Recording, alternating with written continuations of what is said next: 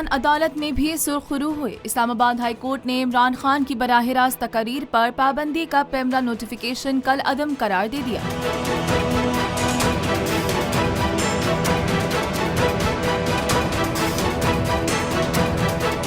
पाकिस्तान तहरीक इंसाफ के चेयरमैन इमरान खान की दरख्वास्त पर चीफ जस्टिस अतहर मिनल्ला ने 3 सफ़हात पर मुश्तमिल फैसला जारी कर दिया। साबिक वज़ीर आज़म इमरान खान ने पैमरा के 20 अगस्त के नोटिफिकेशन को चैलेंज किया था।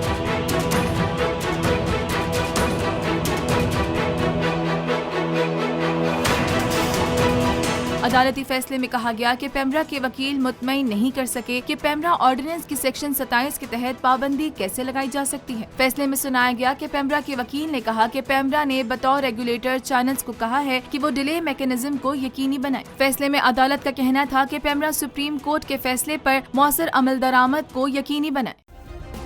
सब्सक्राइब करें और बेल दबाएं ताकि कोई खबर रह न जाए।